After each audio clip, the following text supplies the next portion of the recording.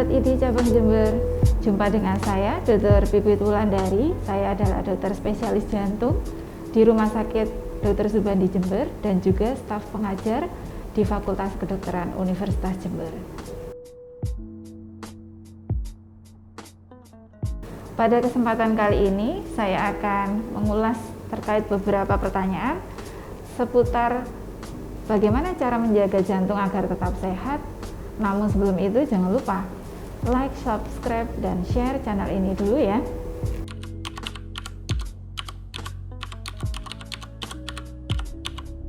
Untuk pertanyaan pertama, sebenarnya bagaimana sih jantung itu secara normal bekerja? Kalau kita ibaratkan bahwa jantung itu sebagai pompa dan pembuluh darah sebagai salurannya, maka jantung ini di tubuh kita dia berfungsi sebagai pompa yang mengalirkan darah ke seluruh tubuh kita. Sehingga sudah jelas kan bahwa pompa ini harus kita jaga supaya baik, sehingga dia bisa bekerja mengalirkan darah ke seluruh tubuh kita dengan baik.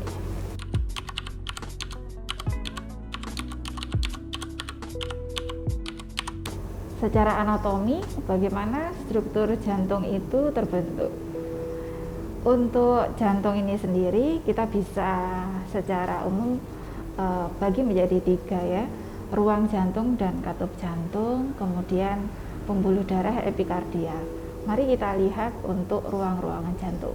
Ruang jantung ini terdiri dari 4 ruangan, kita bisa menyebutkan sebagai bilik atau serambi, bisa juga atrium dan ventrikel.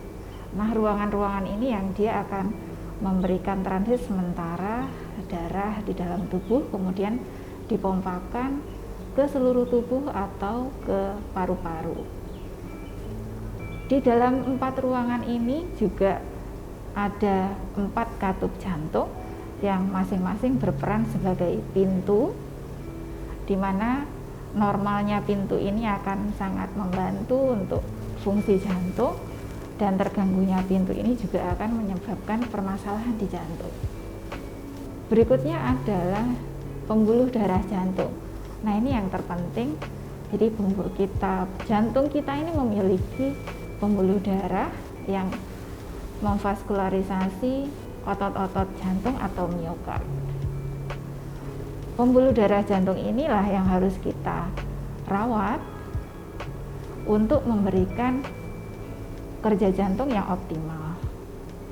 Jika diumpamakan sebagai sawah, miokard kita atau otot-otot jantung ini sebagai sawah, maka pembuluh darah ini sebagai saluran irigasinya.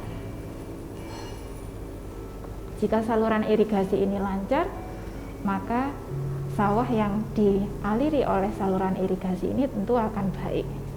Begitu juga dengan otot-otot jantung. Pembuluh darah epikardia atau kita kenal sebagai pembuluh darah koroner ini, jika dia mengalir dengan baik, lancar, akan bisa memvaskularisasi otot-otot jantung sehingga otot-otot jantung dapat bergerak dengan baik. Sehingga fungsi pompa jantung ini dapat berfungsi dengan optimal.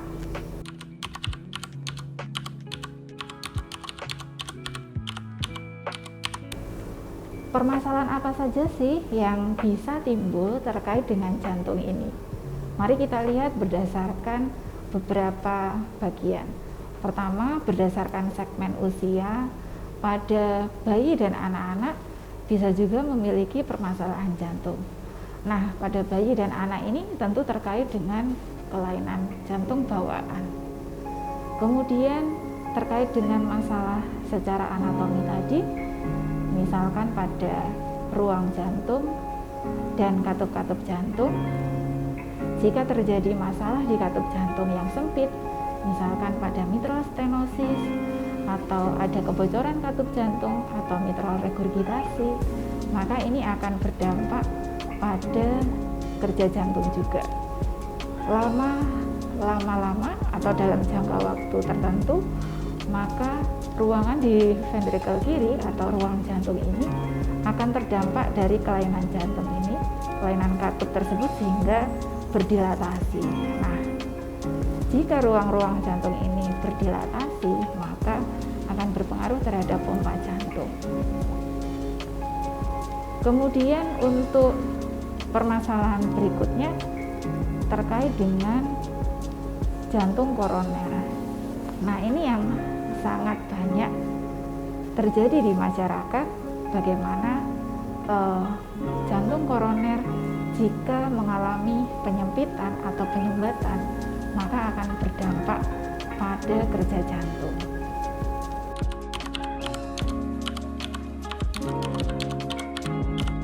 Ya, bagaimana supaya jantung ini fit?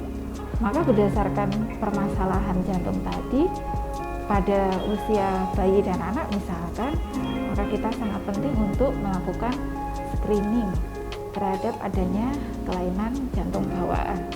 Hal ini terkait dengan tata laksana yang bisa diberikan tahap lanjut. Lalu yang kedua, bagaimana permasalahan pada katup jantung. Katup jantung tadi bisa dicegah dengan memberikan terapi yang adekuat jika terdapat demam rematik, atau memberikan tata laksana yang adekuat jika terjadi permasalahan katup sejak dini. Nah, yang paling banyak terjadi yaitu terkait dengan masalah jantung koroner yang menyempit atau tersumbat. Bagaimana kok bisa terjadi penyempitan atau penyumbatan? Nah, ini yang paling banyak faktor risiko yang berperan dalam menimbulkan penyempitan atau penyumbatan pembuluh darah koroner.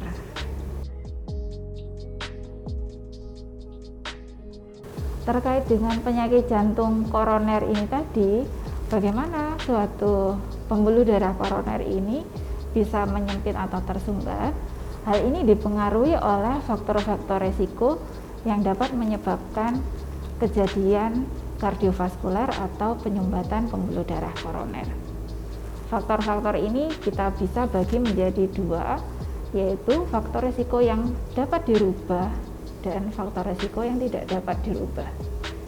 Faktor risiko yang dapat dirubah artinya jika kita memberikan paparan atau memberikan treatment pada faktor risiko ini akan mengurangi risiko terjadinya jantung koroner.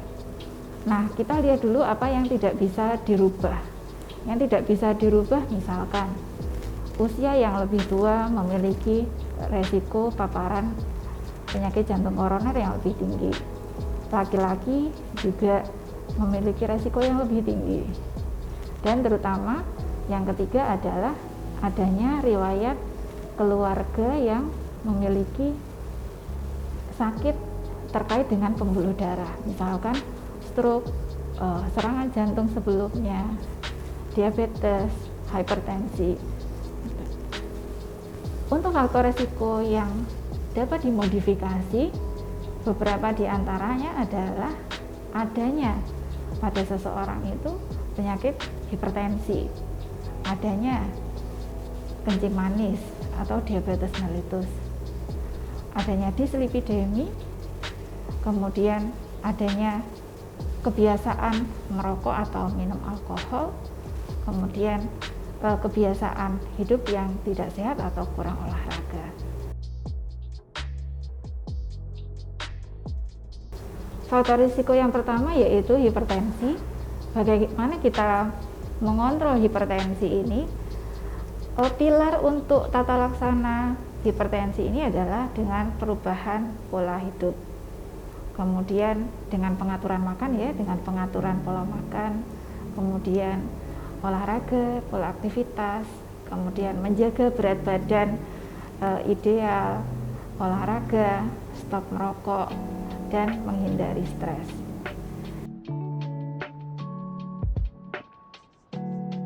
Yang kedua adalah faktor risiko diabetes mellitus atau kencing manis, di mana di sini terdapat kadar gula darah yang tinggi di dalam darah.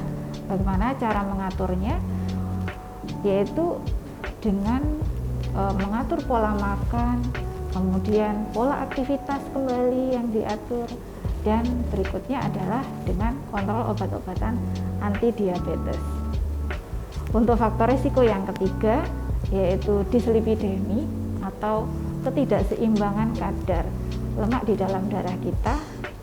Untuk prinsip tata laksananya juga mengacu pada perubahan pola aktivitas, pola makan, dan juga obat antidislipidemia atau obat-obatan lipid.